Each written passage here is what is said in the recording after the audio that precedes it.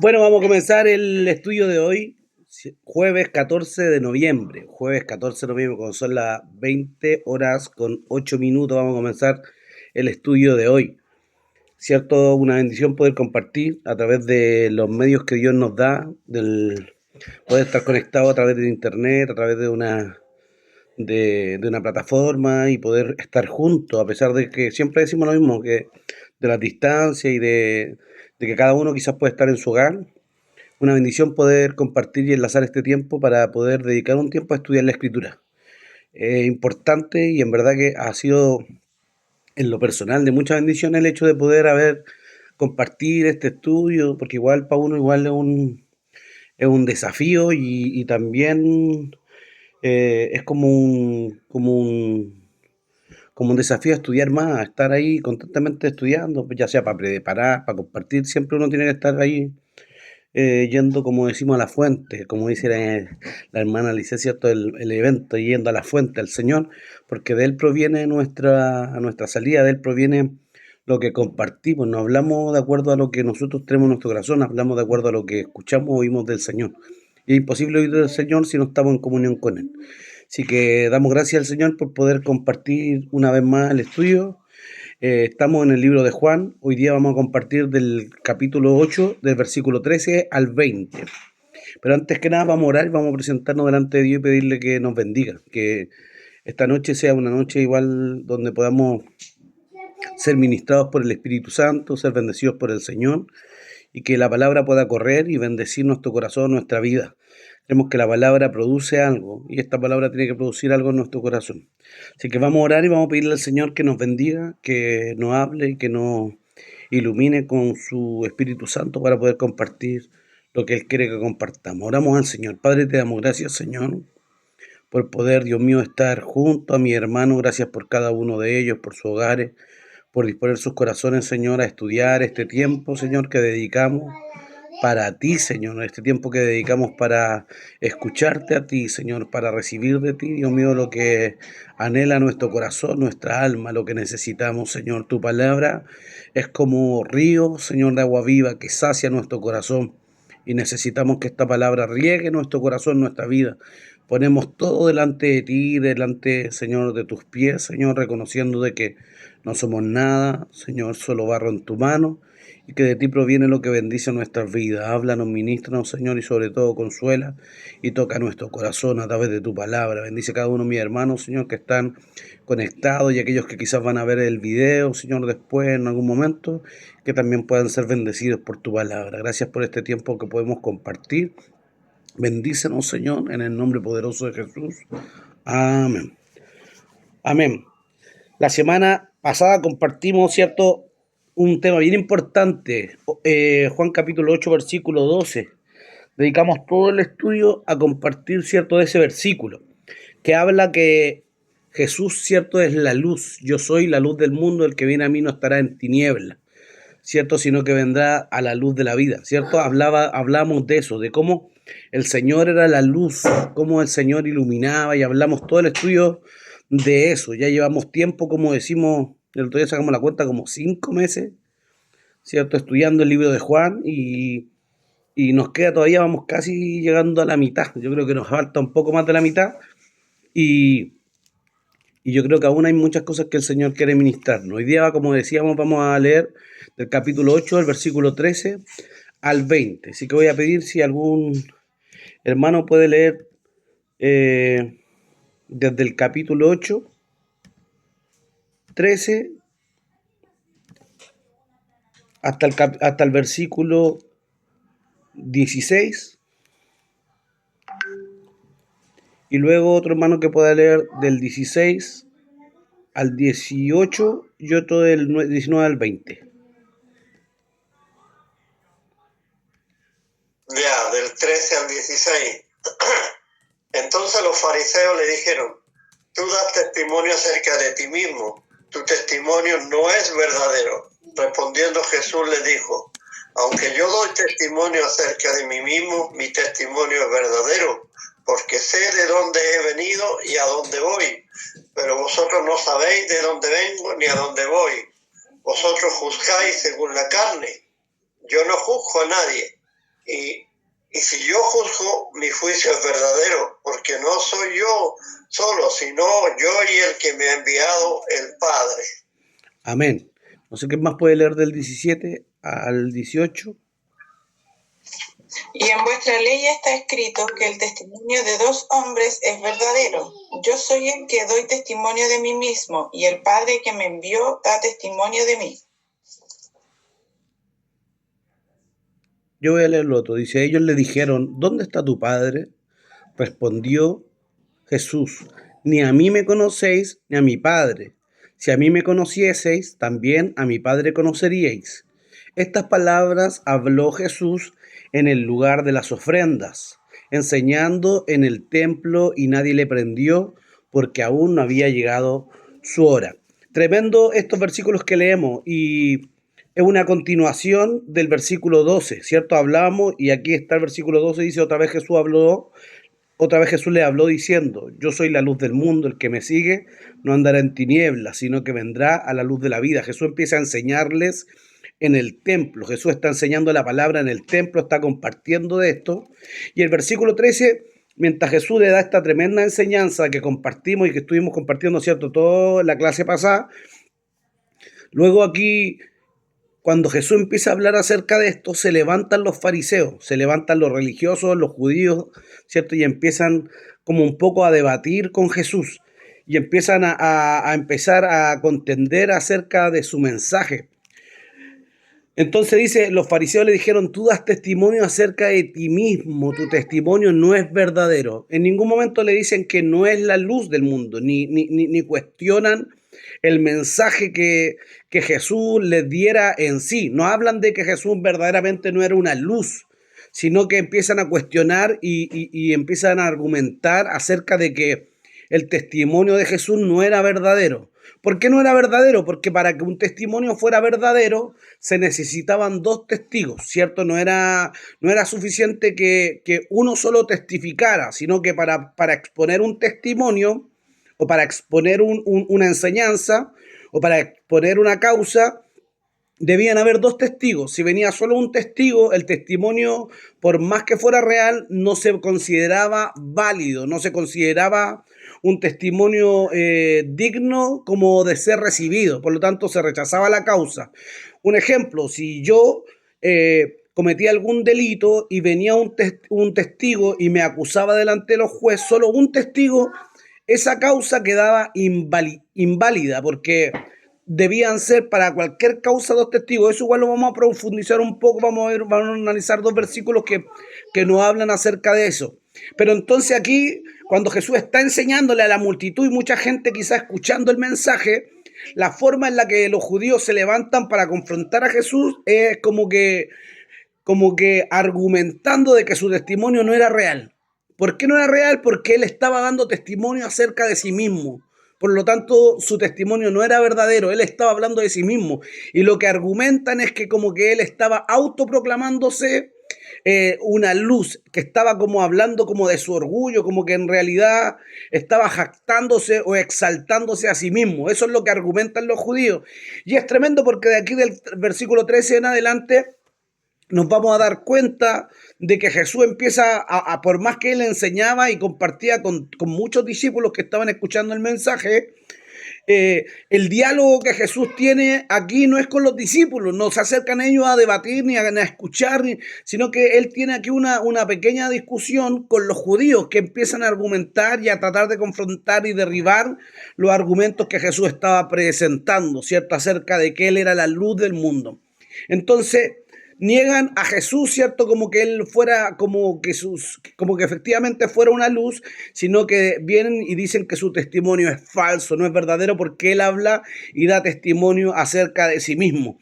El versículo 14 dice, respondió Jesús y les dijo, aunque yo doy testimonio acerca de mí mismo, mi testimonio es verdadero, porque sé de dónde he venido y sé a dónde voy, ¿cierto? Aunque doy testimonio acerca de mí mismo, Dios bendiga a mi hermano Santiago, que aunque yo doy testimonio acerca de mí mismo, mi testimonio es verdadero, porque sé de dónde he venido y a dónde voy. pero vosotros no sabéis de dónde vengo, ni sabéis a dónde voy, ni a dónde voy. Entonces Jesús empieza en cierta forma a replicar la acusación que ellos están sosteniendo en contra de él. Jesús empieza a replicar lo que ellos están diciendo.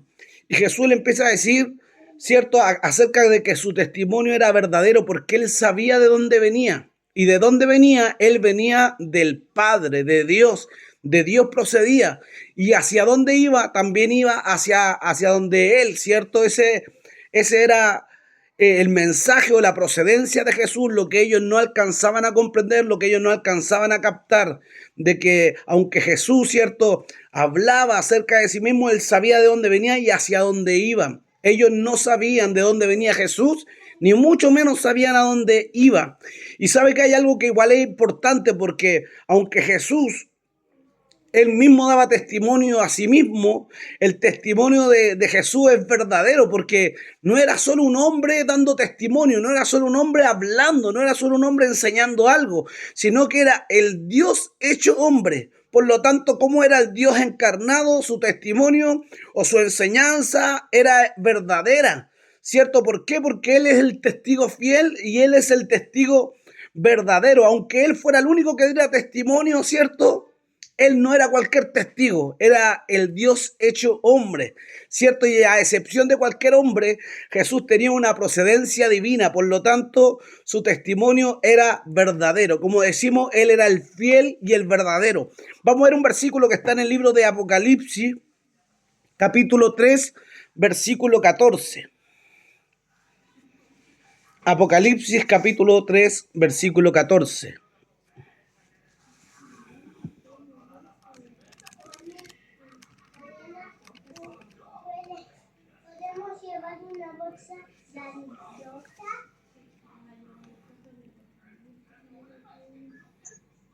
Escribe el ángel a la iglesia de la Odisea, he aquí el amén, el testigo fiel y verdadero, el principio de la creación de Dios dice esto.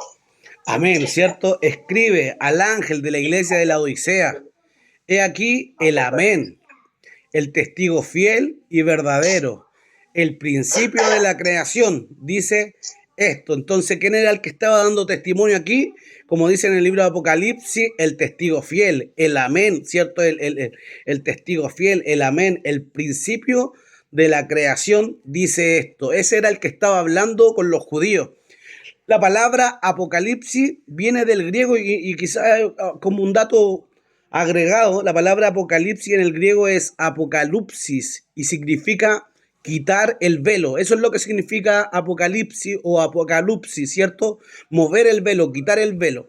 Y entonces también nos quita el velo de que Jesús no era cualquier persona, sino que era el testigo fiel, ¿cierto? El principio de la creación. El que había sido, ¿cierto?, ante todas las cosas, y todas las cosas por medio de él subsistían. Él no era cualquier testigo. Quien habla con los dos judíos también no era cualquier persona, era aquel que traía el mensaje de Jesús, el mensaje de Dios, perdón, el mensaje del Dios que ellos hasta ahí quizás conocían de una parte, pero Jesús es el único que viene y presenta al Padre o presenta a Dios de una forma mucho más amplia de lo que los judíos le habían conocido hasta ahí, de su religión, de su tradición. Y en verdad Jesús viene hablando acerca del Padre, muchas cosas que quizás para ellos eran locura, pero en verdad Jesús había visto y había oído al Padre. Yo no puedo, como decían los discípulos, dejar de decir lo que hemos visto y oído. Tengo un comentario que dice, quien habla con los judíos es el único que traía el mensaje verdadero de Dios. Por lo tanto, todo lo que dice o enseña no lo hace o dice no lo hace o dice a la fidelidad y verdad absoluta. Jesús es el testigo de Dios porque ha venido para revelar al Padre. Jesús ha venido a revelar al Padre. Eso lo vemos en el libro de Juan capítulo 1, versículo 18. Juan capítulo 1, versículo 18.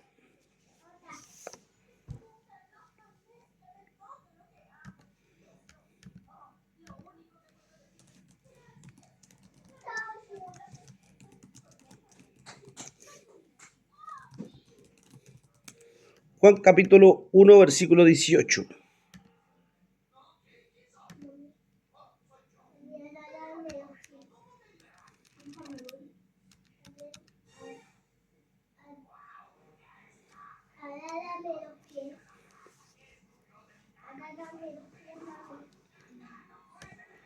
A Dios nadie le vio jamás. El unigénito Hijo que está en el seno del Padre le ha dado a conocer. Claro, cierto, poderoso. A Dios nadie le vio jamás. Nadie le vio jamás. Nadie puede ver a Dios, cierto. Nadie ha visto a Dios. El unigénito Hijo que está en el seno del Padre, Él le ha dado a conocer, cierto. Jesús, en cierta forma, da a conocer al Padre. Jesús da a conocer a Dios. Nadie le vio jamás. ¿Se acuerdan de la visión que tiene Isaías cuando está ahí en el capítulo 6, cierto? Versículo 1, cuando ve, cierto, el trono de Dios en el templo y ve como la espalda, cierto, de Dios tocaban el altar y estaban ahí. Dice que él sentía que estaba muerto porque nadie ha visto a Dios jamás y ha quedado vivo. ¿Se acuerdan también cuando Moisés le pide, muéstrame tu gloria y me basta, muéstrame tu gloria? Y el Señor lo esconde, Dios lo esconde ahí en la hendidura de la peña y dice que pasa toda la gloria de Dios y él alcanza a ver las espaldas, así dice, que alcanza a ver la gloria de Dios, alcanza a ver su espalda. Entonces nadie vio a Dios jamás. Quizás vieron, cuando habla de espalda, habla de misterio, habla de futuro, habla de ver la gloria, pero nadie vio jamás a Dios. Y lo que compartíamos en el estudio pasado, quizás nosotros tenemos la imagen de Dios como alguien, un anciano de días, como también habla en el libro de Apocalipsis, pero Dios no es una persona como nosotros, no tiene un cuerpo físico. Dios es espíritu. Entonces es imposible que podamos verle. Cuando en el Antiguo Testamento se habla del ángel de Jehová, era una manifestación de Dios o una manifestación del Cristo glorificada. Esa era la forma en la que ellos podían ver, en cierta forma, a Dios, al ángel de Jehová, que era el Cristo glorificado. Antes de tomar un cuerpo de carne, se manifiesta en todo el Antiguo Testamento como el ángel de Jehová, ¿cierto? Y se revela a muchas personas, pero en cierta forma, como dice aquí en el libro de Juan, capítulo 1, versículo 18, ¿cierto? El unigénito le ha visto y le ha dado a conocer. Nadie ha visto a Dios jamás. Y Jesús empieza a hablar esto de que su testimonio es verdadero. ¿Y por qué él habla esto de que su testimonio es verdadero? Porque según lo que él habla, según lo que él dice, él es verdad. Cuando hablamos de Jesús, hablamos de que él es verdad. Lo vemos también eso vamos a buscar la cita, no la tengo. Dice que Jesús es el camino, la verdad y la vida. Creo que está en el 14:6. Sí, 14:6, ahí está. Juan capítulo 14, versículo 6.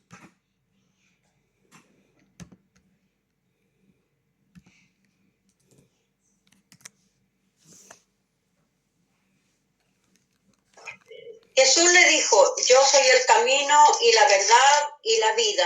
Nadie viene al Padre sino por mí. Amén. Entonces, ¿qué es lo que dice cuando él habla de que es verdadero? Mi testimonio es verdadero, mi testimonio es verdad. ¿Por qué su testimonio es verdad? Porque Jesús mismo es verdad, porque él mismo es la verdad, ¿cierto? Yo soy, ¿cierto? El camino, yo soy la verdad, yo soy la vida, yo soy el camino y la verdad y la vida. Y aquí hay un versículo que a veces se malinterpreta porque a veces decimos, y nadie va al Padre. Pero aquí no dice nadie va al Padre, dice, hay una diferencia entre ir y venir, ¿cierto?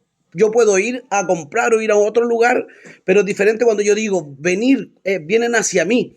Aquí el versículo dice, yo soy el camino y la verdad y la vida. Nadie viene al Padre sino por mí. Él está diciendo que para venir al Padre, que está en cierta forma su gloria en él mismo, solamente se puede acceder por él, ¿cierto? Nadie viene al Padre sino por mí, ¿cierto? Él es el camino, la verdad y la vida.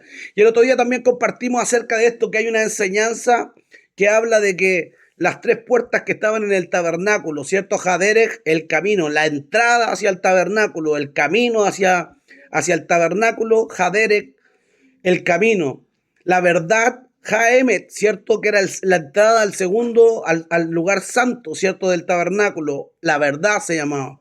Y el acceso al lugar santísimo le llamaban la vida, que era Bejajaim. Entonces habla de eso también, de que el único acceso a Dios era a través de Jesucristo, el único acceso a través del Padre, la única entrada al Padre, el único acceso al Padre estaba a través del Mesías. Y lo más tremendo era que el velo, cuando Jesús, ¿cierto?, fue sacrificado, el velo se rasgó, dándole un acceso directo a la presencia de Dios que estaba impedida para cualquier persona. Solamente el sumo sacerdote podía entrar una vez al año. Y si es que estaba preparado a entrar al lugar santísimo. Si no, era imposible que pudiera entrar. Caía muerto, ¿cierto? Por eso entraba con una cuerda y con campanitas de oro alrededor de su vestido. Porque mientras había un sonido de campanilla, el pueblo sabía de que el sumo sacerdote había encontrado gracia delante de Dios. Pero si no había ruido y estaba todo en silencio, quería decir que el sumo sacerdote había estado en pecado y había muerto y lo sacaban con la cuerda. Era tremenda la gloria de Dios, pero esa separación fue abierta a través del sacrificio de nuestro Mesías, del Cristo. Por eso Él dice, yo soy verdadero, soy el único acceso al Padre. El que me ha visto a mí ha visto al Padre. Hace tiempo que estoy con vosotros, Felipe, y aún no me habéis conocido, le dijo Jesús, ¿cierto? Y también Jesús, ante Pilato, Él se da a conocer como la verdad. Vamos a ver eso, ¿cierto? Ahí en el libro de Juan, capítulo 18, versículo 37. Pilato le pregunta, ¿cierto?, si él es rey. Y Jesús le contesta, veámoslo. Juan 18, versículo 37.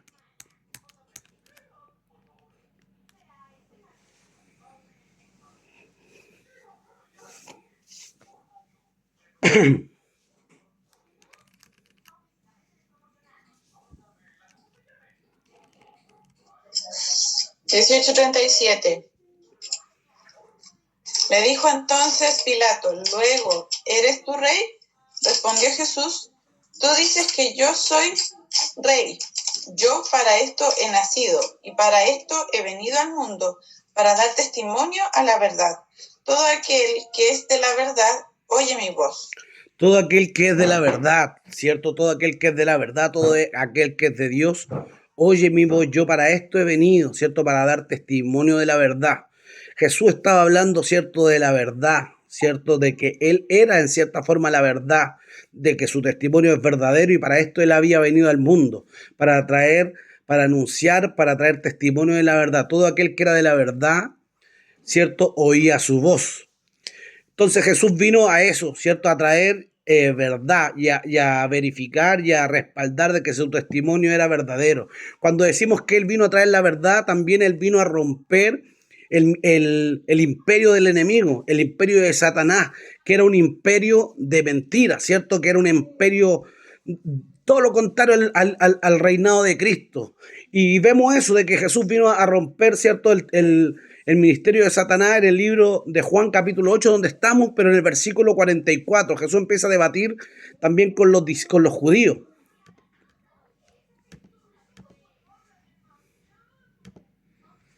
Juan 8, 44, vamos a leer de un poquito antes, vamos a leer del 41. Dios bendiga a mi hermano Mirko ahí en los Estados Unidos, en Houston, Texas. Juan capítulo 8, versículo 41. Vosotros hacéis las obras de vuestro padre. Entonces le dijeron, nosotros no somos nacidos de fornicación. Un padre tenemos, que es Dios. Jesús entonces les dijo, si vuestro padre fuese Dios, ciertamente me amaríais, porque yo de Dios he salido y he venido, pues no he venido de mí mismo, sino que Él me envió. ¿Por qué no entendéis mi lenguaje? Porque no podéis escuchar mi palabra. Vosotros sois de vuestro padre, el diablo, y los deseos de vuestro padre queréis hacer. Él ha sido homicida desde el principio y no ha permanecido en la verdad, porque no hay verdad en él. Cuando habla mentira, de suyo habla, porque es mentiroso y padre de mentira, y a mí, porque digo la verdad, no me creéis. Ahí nomás, hermanita Lizeth, hasta el 45. Tremendo lo que pasa aquí porque empieza Jesús a confrontar y a tener un debate con los judíos, con los judíos, y empieza, ¿cierto?, Jesús a confrontarle y empieza a decirle a ellos que ellos quieren matarle, ¿cierto?, que quieren matarle, y empieza un debate y ellos dicen, nosotros tenemos un padre, ¿cierto?, nuestro padre es Abraham, y Jesús le dice esto, que si vuestro padre sería Abraham, la obra... dice eso, ¿cierto? De que dice, y el versículo 40 dice, pero ahora procuráis matarme a mí, hombre que os he hablado verdad, la cual he oído de Dios. ¿No hizo esto Abraham? Vosotros hacéis la obra de vuestro padre, entonces vosotros hacéis las obras de vuestro padre. Entonces le dijeron ellos, nosotros no somos nacidos de fornicación. Ahí igual lo que están haciendo cuando hablan de nosotros no somos nacidos de fornicación, lo vamos a profundizar un poquito más adelante, pero están en cierta forma atacando a Jesús, hablando como que lo que le están diciendo es nosotros no hemos nacido de fornicación como tú. Nosotros no hemos nacido de pecado como tú. Eso es lo que están diciendo. Nosotros a un padre tenemos, ¿cierto? Un padre que tenemos que es Dios. Entonces Jesús les dice, si vuestro padre fuese Dios, ciertamente a mí me amaríais, porque yo de Dios he venido, de Dios he salido. Si vuestro padre fuera Dios, me amaríais, porque yo de Dios he salido. Mas procurar matarme. ¿Por qué no entendéis mi lenguaje? Dice, ¿por qué no podéis escuchar mi palabra? Es como frustrante esto. La palabra de Dios, la palabra de Jesús no cabía en el corazón de los religiosos, no cabía en el corazón de los fariseos, no cabía en el corazón, ¿cierto?, de los religiosos de la época. La palabra no había caído, no entendían el lenguaje. ¿Por qué? Porque se movían solamente en un ámbito natural, en un ámbito carnal. Y ahí el versículo 44 que les confronta, les dice esto. Ustedes son hijos de vuestro padre el diablo y los deseos de vuestro padre queréis hacer.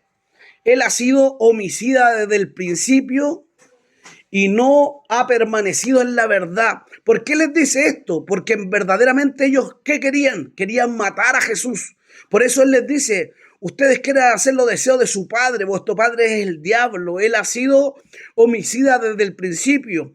¿A qué se refiere? Le está diciendo desde el Génesis, desde el Bereshit, desde el principio, Satanás ha sido homicida. ¿Cierto? ¿Por qué? Porque en cierta forma Caín, cuando mata a Caín a Abel, era porque había una obra de Satanás ahí. Cuando le está diciendo Jesús esto, Satanás ha sido homicida desde el principio, está citando eso, ese acontecimiento.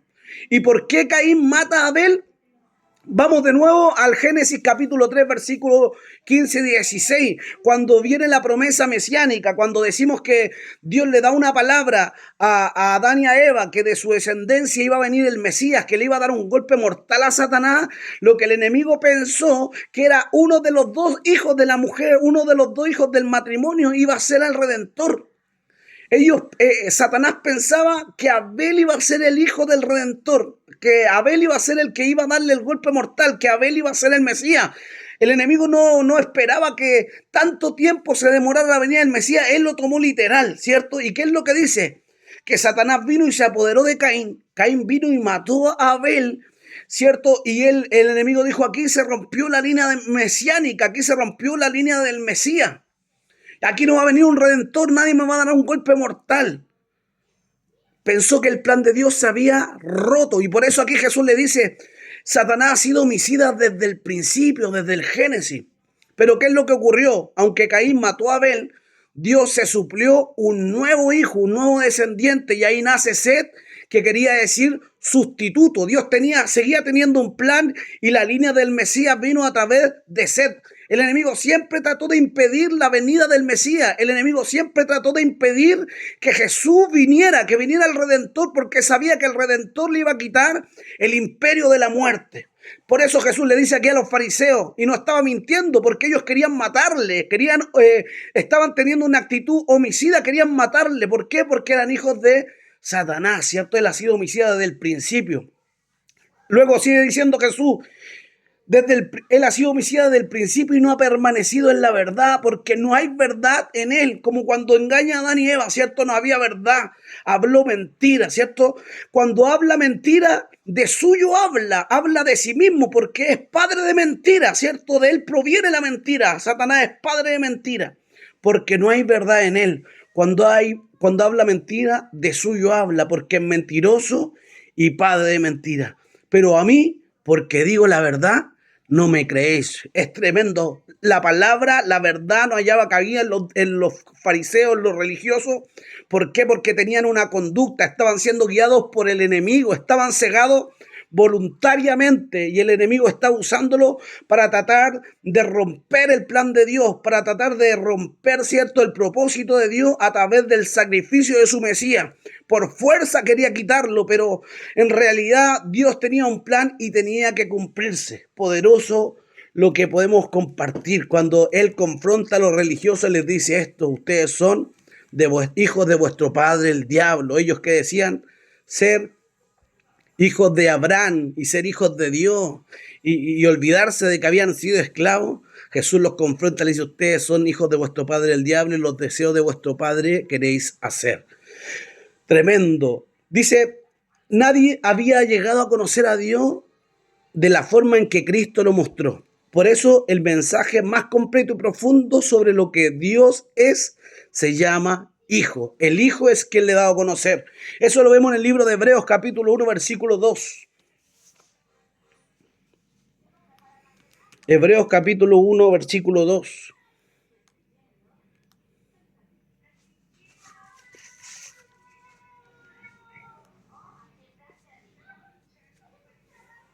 Hebreos 2.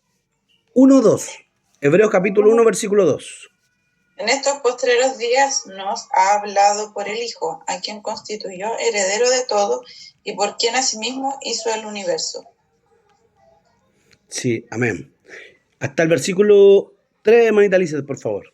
El cual, siendo el resplandor de su gloria y la imagen misma de su sustancia, y quien sustenta todas las cosas con la palabra de su poder, habiendo efectuado la purificación de nuestros pecados por medio de sí mismo, se sentó a la diestra de la majestad en las alturas. Amén, ¿cierto? En los posteros días, en los últimos días nos ha hablado. ¿Por qué? Nos ha hablado por el Hijo, a quien constituyó heredero de todo y por quien asimismo hizo el universo, el cual, siendo el resplandor de su gloria y la imagen misma de su sustancia, y quien sustenta todas las cosas con la palabra de su poder, habiendo efectuado la purificación de nuestros pecados por medio de sí mismo, se sentó a la diestra de la majestad en las alturas. Hoy Dios nos ha hablado por el Hijo, ¿cierto? Todo ha sujetado al Hijo. Su testimonio era verdadero. ¿Por qué? Porque Él era el Hijo y provenía de Él. Tengo un comentario, dice: de tal manera que Jesús es la expresión testimonial de absoluta verdad acerca de Dios. Siendo el testigo fiel y verdadero, tiene garantía plena de que su testimonio es verdadero.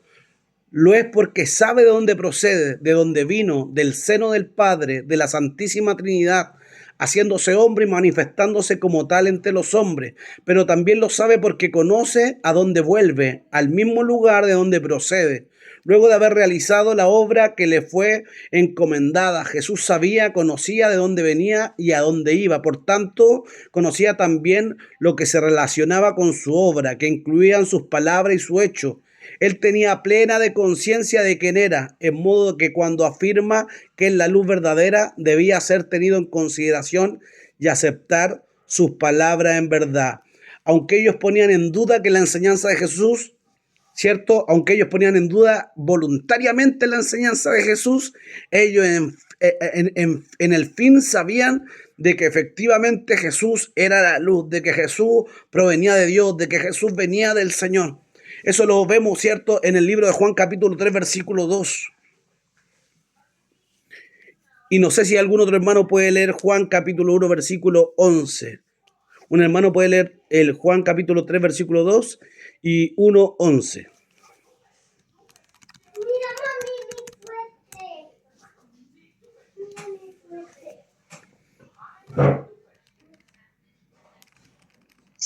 Dice Juan 1:11, a los suyos vino y los suyos no le recibieron. Amén. A los suyos vino y a los suyos no le recibieron. Amén. Y Juan 3:2. Juan 3:2, hermano. Dice, este vino a Jesús de noche y le dijo, ¿ese o no? ¿Ese, Sí, hermano? sí. Y Sabemos. le dijo, Juan 3:2, ¿cierto? Este vino a Jesús de noche y le dijo, Rabí, sabemos que has venido de Dios como maestro, porque nadie puede hacer estas cosas. Si no está Dios. Nadie puede hacer estas señales que tú haces si no está Dios con él. Entonces, ellos voluntariamente negaban acerca de que Jesús era o había venido de Dios, ellos tenían claro, Nicodemo era parte de ellos, Nicodemo era parte del círculo, ¿cierto? De los maestros, de los religiosos, de los extremos de la época, y ellos sabían que había venido de Dios, sin embargo lo rechazaban voluntariamente su enseñanza.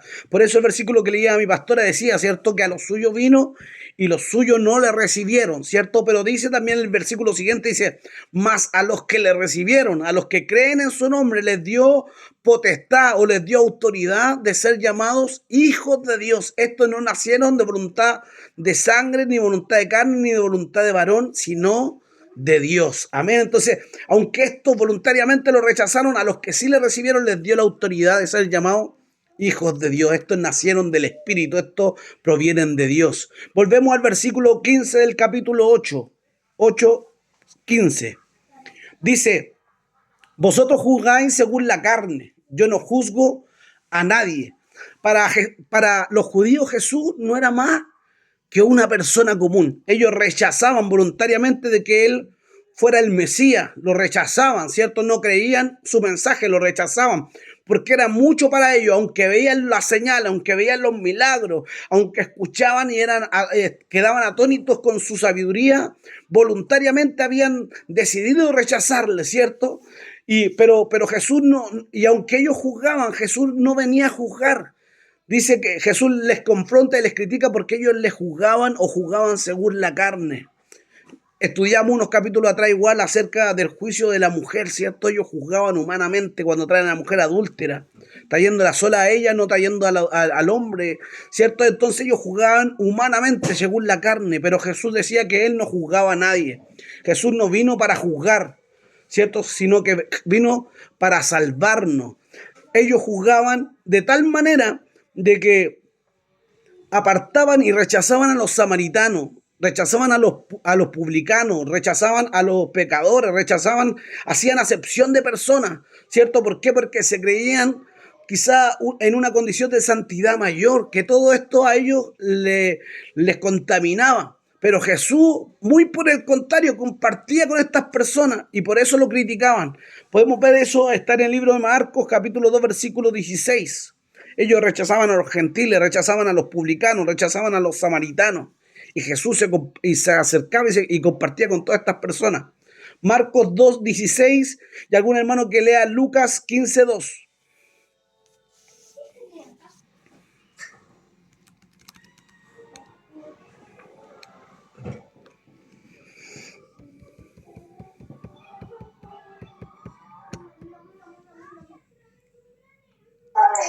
Amén, hermano. Marcos 2, 16. Y los escribas y los fariseos, viéndole comer con los publicanos y con los pecadores, dijeron a los discípulos, ¿qué es esto que él come y bebe con los publicanos y pecadores? ¿Cómo dice el siguiente versículo, hermano? Al oír esto, Jesús les dijo, los sanos no tienen necesidad de médico, sino los enfermos. No he venido a llamar a justos, sino a pecadores. Amén, tremendo. Entonces, ¿qué es lo que dicen ellos? Se espantaban, como diríamos vulgarmente, se le paraban los pelos. ¿Por qué? Veían que Jesús compartía con los publicanos, con los pecadores, que una mujer que quizá tenía mala reputación vino y se postó a sus pies y secó, ¿cierto? Y lavó sus cabellos con sus lágrimas, lavó sus pies con sus lágrimas y los secó con sus cabellos. Entonces ellos decían, ¿cómo es comelón, bebedor de vino, se junta con pecadores? Jesús vino a buscar, ¿cierto?, a gente que quizás tenía necesidad, a los enfermos. Tremendo la palabra del Señor. Como dice Lucas 15, 12.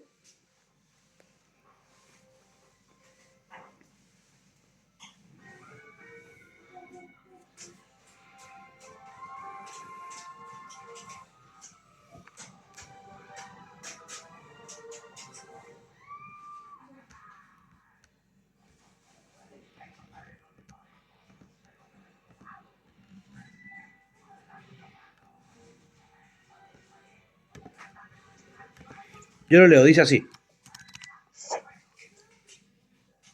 Dice, y el menor de ellos dijo a su padre, Padre, dame la parte de los bienes que me corresponde, y le repartió los bienes. Parece que no es esa cita. Era Lucas 15:2. Dice, y se acercaron a Jesús todos los publicanos y pecadores para oírle, y los fariseos y los escribas murmuraban diciendo, este a los pecadores recibe y con ellos come. Entonces le refirió esta parábola, ¿cierto? Hablando de que el hombre salió, tenía 100 ovejas y salió a buscar la oveja perdida. Jesús venía, ¿cierto?, a rescatar a los perdidos, a rescatar a los despreciados, a los desechados, a los publicanos, a los pecadores. Jesús no hacía acepción de personas, aunque ellos juzgaban según la carne, aunque ellos juzgaban humanamente, aunque ellos clasificaban a las personas, Jesús no venía a juzgar, Jesús venía a salvar, Jesús venía a redimir, Jesús venía a alcanzar al perdido. Eso también lo vemos en el libro de Juan capítulo 3, versículo 18. Juan 3, 18.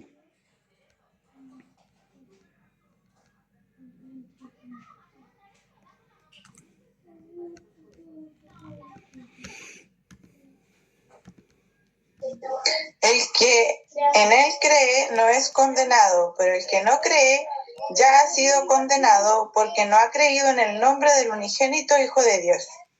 Amén, ¿cierto? El que no cree, el que en él cree no es condenado, pero el que no cree ya ha sido condenado, ¿cierto? Porque no ha creído en el unigénito Hijo de Dios. Y esta es la condenación, que la luz vino al mundo y los hombres amaron más las tinieblas que la luz. Si bien es cierto que Jesús no vino a juzgar, sino a salvar el mundo, su venida ya era causa de juicio, su venida ya era causa de condenación para aquellos que le rechazaran, aquellos que quizá le recibían, tenían salvación, tenían justicia, tenían redención, pero aquellos que le rechazaban por rechazar al Mesías, ¿cierto?, se hacían dignos de condenación. Esta es la condenación, que la luz vino al mundo, los hombres amaron más las tinieblas que la luz. A veces hay personas que quizás no conocen al Señor y dicen, pero ¿cómo si yo soy bueno? Yo voy a la iglesia, yo doy... La salvación no consiste en eso, nosotros como cristianos lo sabemos. La salvación consiste en recibir al Mesías, a Él que murió en nuestro lugar, y la condenación consiste en rechazarlo. Si yo recibo al Mesías y recibo... y creo con todo mi corazón de que Él tomó mi lugar y le sirvo, yo soy salvo. Pero si le rechazo, ya soy condenado. Pero eso es voluntariamente, cada uno recibe o decide si le recibe o le rechaza, ¿cierto? Jesús había venido al mundo y ya su venida significaba un juicio. Jesús empieza a hablar de que ellos, ¿cierto?, aunque juzgan, Él no juzgaba a nadie, pero el juicio de Jesús es verdadero, porque no solo es suyo, sino que también del Padre, porque no es solamente suyo el testimonio, porque no solamente proviene de Él, ¿cierto?, lo que Él hablaba, sino que también el Padre que le había enviado testificaba acerca de Él. Eso lo vemos aquí en el libro de Juan, capítulo 5, versículo 36. Y otro hermano que pueda leer el capítulo 10, versículo 25, también de Juan. Juan 5, 36 y Juan 10, 25.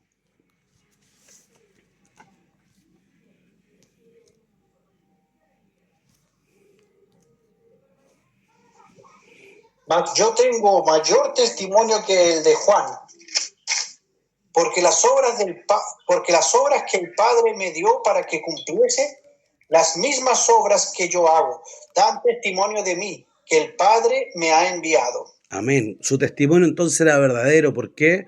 Porque las obras que el Padre le dio que cumpliese, esas son las obras que Él hace. Y dan testimonio acerca de Él, que el Padre le ha enviado. ¿Cómo dice Juan 10, 25?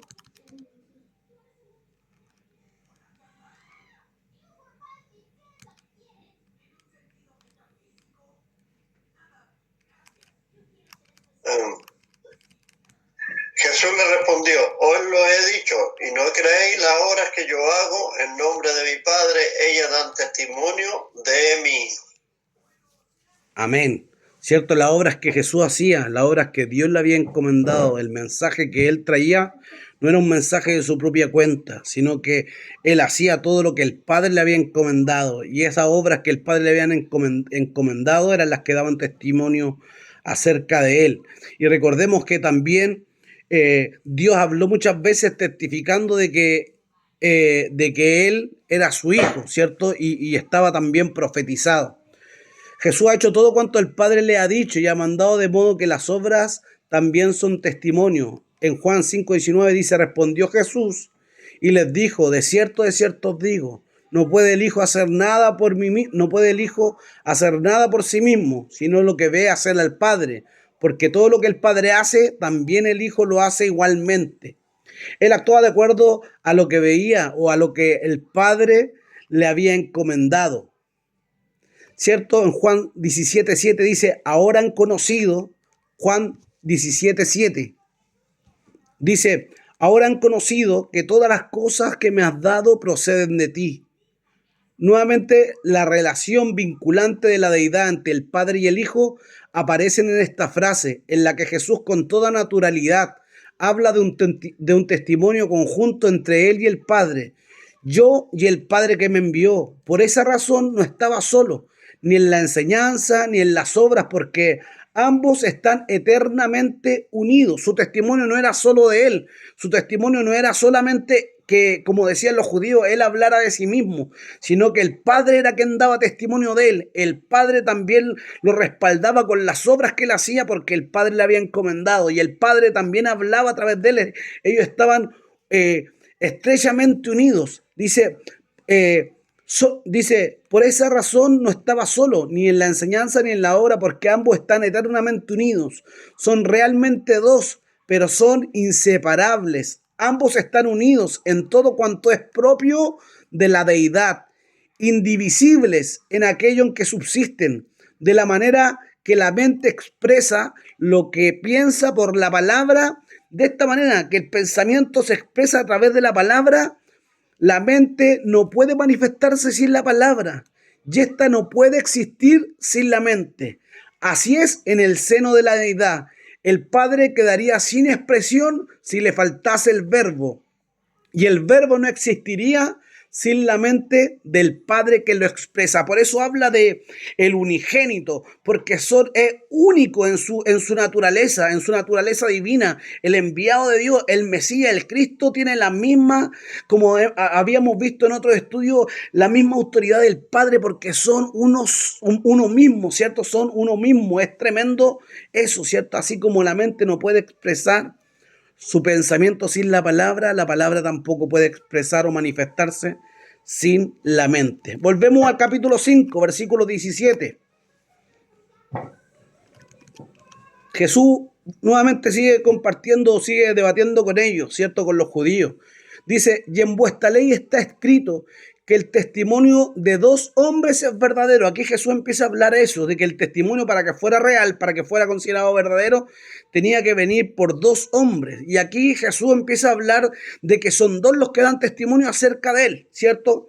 Pero vamos a ver también lo que dice la ley, porque la ley hablaba de que el testimonio para que fuera verdadero tenía que ser a través de dos hombres, lo que compartíamos, ¿cierto? Eso estaba escrito en la ley de Moisés y lo vemos en el libro de Deuteronomio, capítulo 19, versículo 15. Deuteronomio del versículo 15 al versículo 21.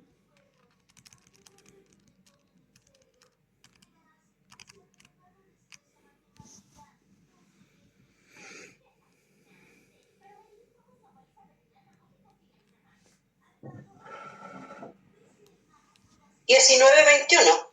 19 del 15 al 21, pastora, por favor. Del 15 al 21, ya. Sí. No se tomará en cuenta a un solo testigo contra ninguno en cualquier delito ni en cualquier pecado, en relación con cualquiera ofensa cometida. Solo por el testimonio de dos o tres testigos se mantendrá la acusación. Cuando se levantare testigo falso contra alguno para testificar contra él, entonces los dos litigantes se presentarán delante de Jehová y delante de los sacerdotes y de los jueces que hubieren en aquellos días. Y los jueces inquirirán bien, y si aquel testigo resultare falso y hubiere acusado falsamente a su hermano, entonces haréis a él como él pensó hacer a su hermano, y quitarás el mal de en medio de ti. Y los que quedaren oirán y temerán, y no volverán a hacer más una maldad semejante en medio de ti, y no le compadecerás, vida por vida, ojo por ojo, diente por diente, mano por mano, pie por pie. Es tremendo porque aquí habla y enseña acerca de cómo era para juzgar o para juzgar algún delito o algún pecado. Lo que dice es que para que el juicio fuera verdadero, lo mínimo eran que tenían que presentarse dos testigos, delante del sacerdote o delante de los jueces, como compartíamos delante. Yo podía cometer un delito, pero si llegaba solamente un testigo, el juez desestimaba, como diríamos, la causa. No era real porque se necesitaban dos testigos. Si había un delito y venían dos testigos, pero primero hablaba uno con el juez, primero que el otro, también se desestimaba la causa. Los dos tenían que hablar con el juez al mismo tiempo. Y entonces empieza a hablar acerca de eso y habla también de cuando se presentaran testigos falsos, ¿cierto? Y dice que ellos cargarán con el delito que quizá se cometía. Y aquí tenemos eso que es tan popular, ¿cierto? Que se ha escuchado, el ojo por ojo, ¿cierto? Diente por diente, mano por mano, pie por pie, ¿cierto? Entonces cada uno, si según era el delito que se estaba acusando y en cierta forma el pago del delito, como decimos, si era mortal el delito y el testigo era falso, el testigo tenía que pagar con la misma causa del culpable. O sea, si el acusado era acusado de muerte y el testigo era falso, el que tenía que morir era el testigo falso. Entonces, igual aquí aclara eso. Hay otro versículo que está en el libro de Deuteronomio 17:6, pero no lo vamos a abordar porque habla acerca de lo mismo. Jesús empieza a respaldar de que su testimonio es verdadero porque no es solo él quien habla, sino que el Padre es quien da testimonio de él. Capítulo 8, versículo 18, dice: yo soy el que doy testimonio de mí mismo, y el Padre que me envió da testimonio de mí. Son dos los que dan testimonio, y su testimonio es igual. Uno es el Hijo, que no habla nada por sí mismo, sino que expresa todo lo que el Padre dice, por tanto su testimonio es verdadero. Y él se define como la verdad, ¿cierto? Eso es lo que vimos recién. Pero también vemos que Dios habla y habló muchas veces, ¿cierto?, acerca del Hijo. Dios mismo lo respaldaba y habla con el Hijo. Vamos a verlo en varios versículos. Necesito que algún hermano lea Mateo 3:17. Mateo 3:17. Otro hermano lea Marcos 1:11. Marcos 1:11. Y otro hermano lea Lucas 3:21 y 22. Lucas 3:21 y 22. Mateo 3:17. Y hubo una voz de los cielos que decía: este es mi Hijo amado en quien tengo complacencia. Amén. Marco 1:11.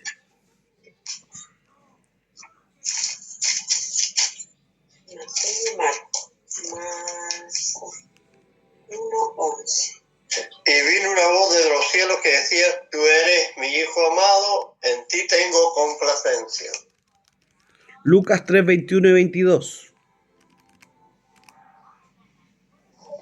Aconteció que cuando todo el pueblo se bautizaba, también Jesús fue bautizado.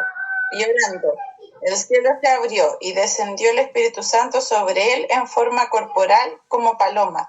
Y vino una voz del cielo que decía: tú eres mi Hijo amado, en ti tengo complacencia.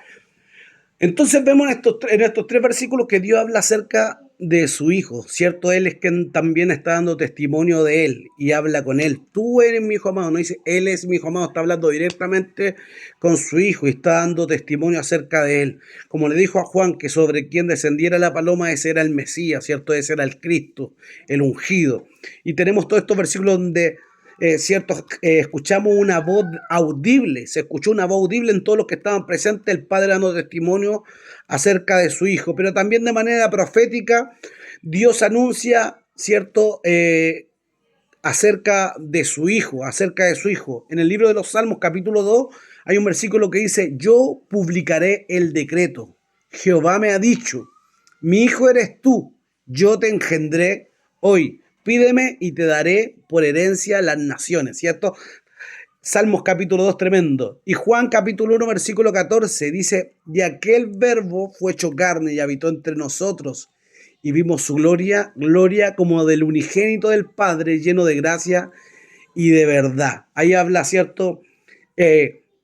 un poco de la esencia, del único ser que tiene la divinidad completa. Por eso habla de que es el unigénito y vemos cómo el Señor da testimonio acerca de él. Isaías 42:1 era el versículo que habla y dice: he aquí mi siervo, yo le sostendré, mi escogido, en quien mi alma tiene contentamiento. He puesto sobre él mi espíritu. Él traerá justicia a las naciones.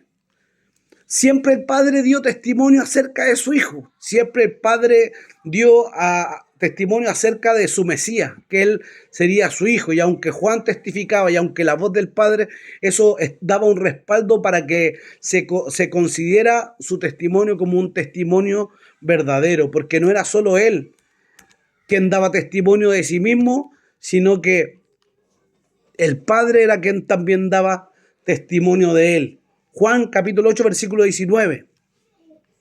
Nos quedan poquitos minutos, pero vamos a tratar de terminar. Dice: ellos le dijeron, ¿dónde está tu Padre? Respondió Jesús: ni a mí me conocéis, ni a mi Padre. Si a mí me conocieseis, también a mi Padre le conocerían.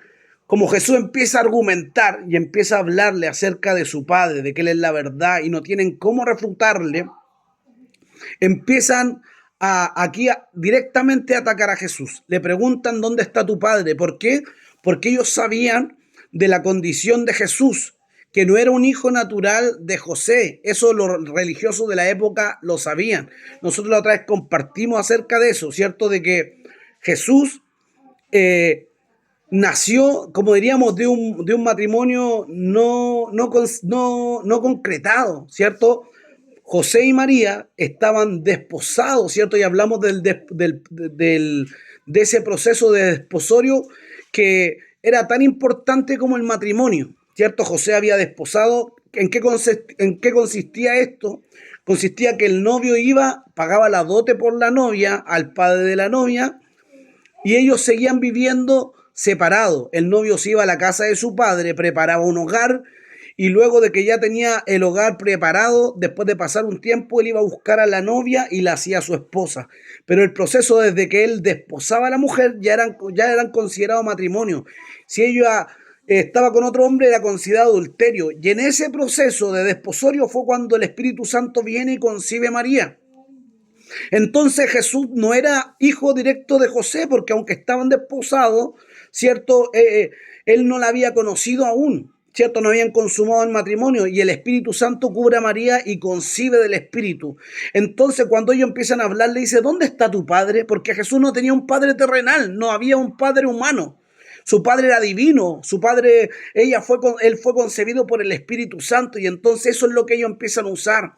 Por eso es lo que leíamos en el versículo 41, cuando le dicen: nosotros no somos nacidos de fornicación, como acusando que Jesús era hijo de fornicación. Empiezan a cuestionar a ese nivel, ¿cierto? Empiezan a cuestionar a ese nivel, ¿cierto? El nacimiento de Jesús como un nacimiento fuera del matrimonio, y empiezan a cuestionarlo.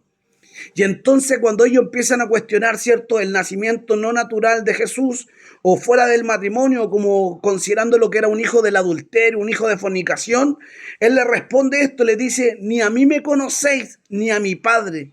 Si a mí me conocieseis, también a mi Padre conocerían. Entonces los judíos tratan de, en cierta forma, atacarlo, pero verdaderamente Jesús había sido concebido del Espíritu, como había sido profetizado también por Isaías, que la Virgen concibiría y daría a luz su Hijo. Y no vamos a leer de nuevo el versículo 41 en adelante, porque ahí Jesús los confronta y les dice que ellos son hijos de Satanás, el diablo, y que los deseos de vuestro padre queréis hacer, el versículo que leíamos. Entonces, al verse confrontados los fariseos, los religiosos, los judíos, ¿qué es lo que empiezan a hacer? Atacar, ¿cierto?, quizá la naturaleza humana de Jesús. Aunque Jesús no tenía una naturaleza humana, sino divina, ellos querían como que acusar que Jesús era un hijo nacido no legítimo. Sin embargo, había sido concebido por el Padre. Y entonces le dice: ni a mí me conocéis, ni a mi Padre. Si me conocieran a mí, sabrían que yo de Dios provengo y de Dios he venido. Por eso les dice en el versículo 43 de este capítulo 8, les dice: ¿por qué no entendéis mi lenguaje? ¿Por qué mi palabra no haya cabida en vosotros? Porque estaban cegados, porque ellos habían sido, ¿cierto? Habían sido cegados por el enemigo, estaban bajo el poder de las tinieblas y por más que él quisiera enseñarle, no iban a poder entender.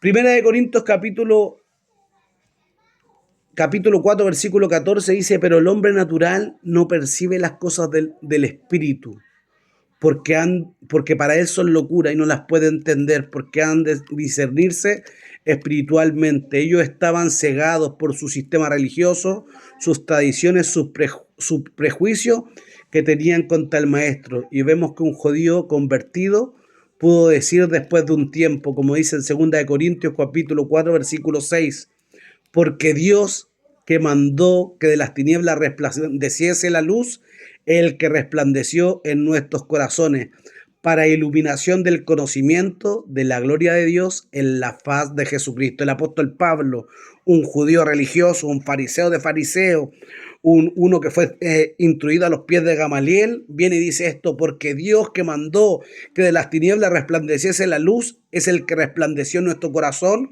para la iluminación del conocimiento de la gloria de Dios en la faz de Jesucristo. Entonces, ellos humanamente querían confrontar, pero no podían resistir de que Jesús había provenido de Dios y que su testimonio era un testimonio verdadero y que el testimonio de Jesús en sí estaba respaldado por el poder de Dios, por las señales, por los milagros. Vamos a dejar el estudio hasta hoy porque ya nos pasamos un poquitito, ¿cierto? Quedamos de estudiar 1 hora y vamos a continuar el otro martes o el otro jueves, ¿cierto? Y vamos a abordar en más profundidad el versículo 19 y el 20. El 20 igual está bien profundo, igual tiene una enseñanza bien bonita. Así que vamos a dejar el estudio hasta aquí, ¿cierto? Hablando de que Jesús les confrontó, Jesús, ¿cierto? Les dijo de que verdaderamente por la palabra su testimonio era verdadero, porque no era solo suyo, sino que el Padre era quien testificaba de él. Y que en cierta forma ellos querían hacer los deseos de su padre, el diablo, ¿cierto? Este era homicida desde el principio. Tremendo el estudio de hoy. Voy a dejar abiertos los micrófonos para que si quieren compartir algo, aportar algo o dar algún comentario, pueden hacerlo, van a quedar abiertos, ¿cierto? Los micrófonos para que podamos compartir. Sergio, ¿me podrías repetir una cita, porfa? Decía algo de que a los hombres naturales no conocían, para ellos él era locura.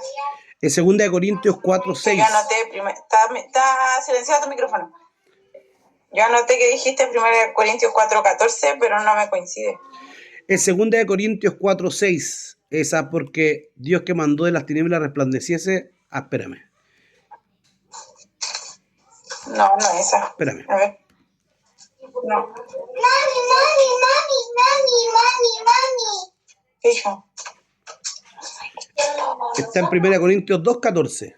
Yo dije 4:14, es 2:14. 4:14. Sí, era 2:14.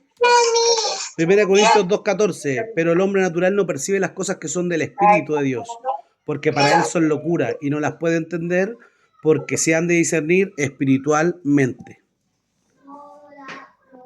1 Corintios 2:14.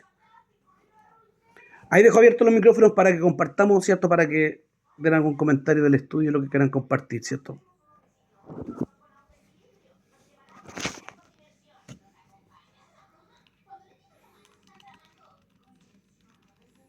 A mí me llama mucho la atención, bueno, me llega mucho este versículo del que te pedí recién la cita.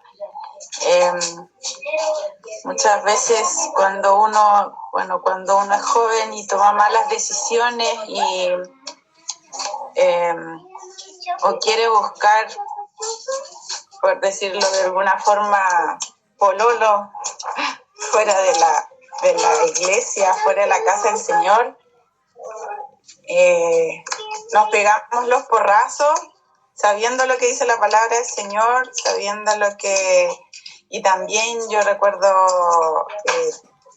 familias muy cercanas que las mamás conociendo toda la vida y siendo de iglesia, se casaron con gente que no conoce al Señor, y esto se hace tan realidad. El hombre natural no percibe las cosas que son del Espíritu de Dios, para él son locuras. Y es ahí donde nosotros, como hijos del Señor, al seguir a Cristo, encontramos la vida y la verdad, lo que a ellos les falta. Y es muy difícil llevar, imagínense, una vida así matrimonial, si aún el matrimonio tiene sus dificultades, cuando ambos seguimos a Cristo, aún mayor en los matrimonios que no siguen a Cristo. Entonces sí, pues el Señor nos llama a estar unidos en todo ámbito para discernir lo espiritual, para ver la verdad que es Cristo, para ver la luz que es Cristo, para ver esto que estamos estudiando, que Cristo es todo para nosotros. Eso. Amén, tiene igual mucho sentido y lo que veíamos en sí, porque ellos no recibían el mensaje de Jesús, porque ellos se movían solamente en un ámbito natural. Y también para nosotros, o sea, si queremos, como dice Lisset, en todas las cosas, si queremos triunfar en todas las cosas, en nuestra familia, en nuestro hijo, debemos tener una vida espiritual. Si ellos que estudiaban, tenían tradición, se guardaban, y aún así pecaron y se extraviaron teniendo al Mesías frente a ellos, cuanto más nosotros. Las cosas de Dios son espíritu y debemos cultivar una vida en el espíritu, debemos vivir en el espíritu para que podamos entender el plan de Dios y se nos pueda revelar la verdad y podamos andar en luz. Porque para el hombre natural no entiende las cosas que son del espíritu, son locura para él. Así que ahí dejamos el micrófono para algún otro comentario.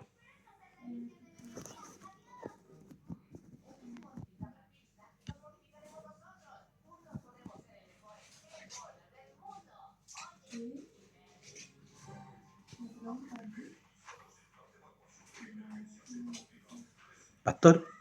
No, está esperando si alguien así. No, lo relevante es la unidad que hay entre el Padre y el Hijo, que el testimonio de ellos es verdadero. Por lo tanto, nos confirma que lo que nosotros hablamos, cuando hablamos de Cristo, tenemos que hablar verdad de acuerdo a la palabra, y ese testimonio va a traer. Entonces, se une con lo que dice Juan 3, o en Juan 8 también está hablando ahí, y conoceréis la verdad, lo hará libre. Entonces nosotros cuando hablamos verdad, estamos hablando en conjunto del Padre, el Hijo, y bueno, el Espíritu Santo también que respalda. Pero me llama la atención esto también, cómo Jesús no hablaba nada así ficticio, como decimos, no en el aire, sino que el argumento, y tal como usted lo está diciendo, apoyándose ahí en lo que se había dictaminado como ley en Deuteronomio 19:15, el testimonio de 2 o 3 testigos, el testimonio verdadero era válido. Si no había testigo, había uno solo, no había justicia. Amén. No había justicia. Eso, porque tiene un respaldo de allá en Génesis, o sea, en Deuteronomio. Sí, poderoso igual eso, y es tremendo porque si el testimonio de 2 hombres era considerado real, aquí estamos hablando que el testimonio era de 2 y el testimonio era de 2 divinidades, del Padre y del Hijo. Entonces su testimonio aún era mucho mayor, pues ya el testimonio del Hijo en sí mismo, porque él era verdad, su testimonio era verdadero, pero que testificaran incluso los 2 y podríamos decir los 3, porque los 3 daban testimonio. El Espíritu Santo descendiendo sobre él, el Padre hablando, este es mi Hijo amado, y el Mesías recibiendo, ¿cierto?, la paloma sobre él. Entonces, estamos hablando de 2 divinidades o 3 divinidades, ¿cierto?, testificando y respaldando que el testimonio que hablaban era verdadero. ¿Y qué le pareció eso de Satanás, del homicida desde el principio? Verdaderamente él pensaba que uno de los 2 era el Mesías. Él pensó que inmediatamente iba a venir el Mesías, el Redentor. No pensó que Dios iba a tomar tanto tiempo. Por eso Caín mata a Abel. Por eso dice que Caín era del diablo. Así es la Escritura. Pero Dios levanta un nuevo hijo. Levantó un sustituto. Tremendo igual eso. No sé si lo habían profundizado. Nunca. Así que por eso, bueno, es un aditivo que cada vez se nos va revelando la palabra, se va quitando el velo. El velo, sí. Así que ya podemos hablar con más fundamento. De repente lo vemos nomás que a Caín se le ocurrió matar a él, pero era con un propósito, porque el diablo quería hacer desaparecer desde un comienzo al Mesías. Es una buena revelación que hoy día se nos ha manifestado por la palabra. Tremendo la palabra, sí. No sé si hay alguien más que quiera compartir. Hermano Mirko, ahí en los New York. New York. Ahí te va a cambiar el pote. Estamos en una crisis de llanto, hermano, por eso no puedo hablar. Ya, dele nomás, hermano Mirko, tranquilo nomás. La pastora tiene algún comentario, siempre la pastora tiene una puerta ahí. Por ahora dice que para, pues quería escuchar a Mirko, pero a él que siga con su llanto. Bueno, tremendo, no sé si hay alguien más que quiera compartir, mi papá se conectó al final nomás, pero de ahí le vamos a mandar el video para que lo pueda escuchar todo.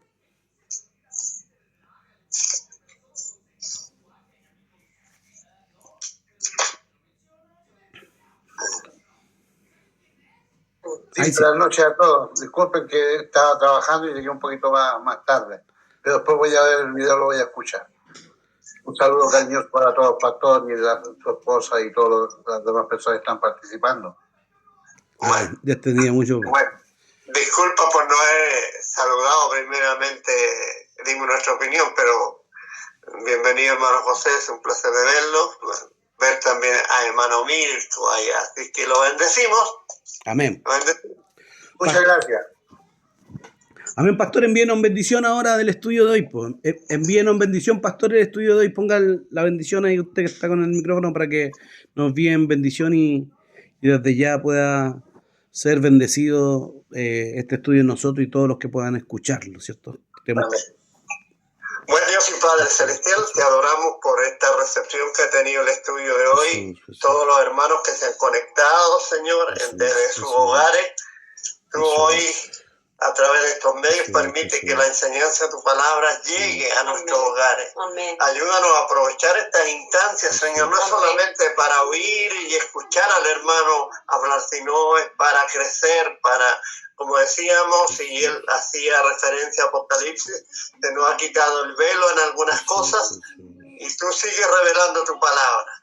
Señor, confirmando que el testimonio de Cristo, tu Hijo, es verdadero, porque tú también estás dando testimonio a través de la enseñanza. Y seguiremos proclamando que el testimonio de Cristo es verdadero. Amén, y que Él ha prometido venir por su iglesia y lo creemos, Señor, porque en Él no hay mentiras. Gracias, Señor, por los hermanos que se han conectado, por las familias, les bendecimos y oramos para que esta palabra siga fluyendo y obrando en el corazón. A veces tenemos tantas dudas porque hoy día estamos escuchando tantas cosas, Señor, de muchos cristianos, líneas de pensamiento que de alguna manera también quieren quitar o empañar la verdad de Cristo, pero en esta hora nosotros nos sometemos a la autoridad de tu palabra, que es viva y eficaz, que es más cortante espada de filo, y a la compañía y a la enseñanza del Maestro, Señor,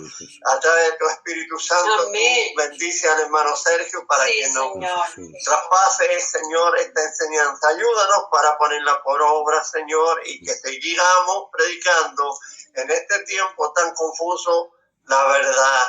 Y esa verdad se transforma en luz y guiará al que está en tinieblas a que la luz de Cristo resplandezca en sus corazones. Amén. Gracias una vez más. Bendecimos, Señor, a los hermanos y que desde distancia se han conectado, los bendecimos.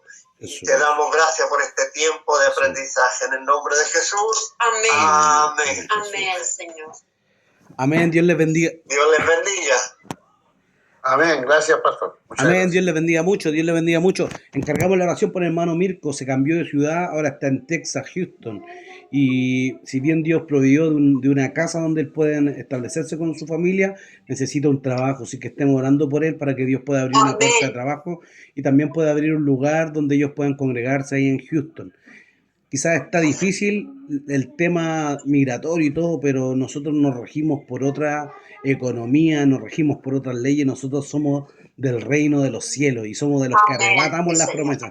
Así que adelante, hermano Mirko, hay un pueblo que va a estar orando por usted. Amén. En ese reino declaramos que se abre una puerta para el hermano Mirko. Así que bendiciones. Amén. Dios bendiga al hermano Santiago, Dios bendiga al hermano José, a la hermana Erika, Dios bendiga a mi papá. Amén.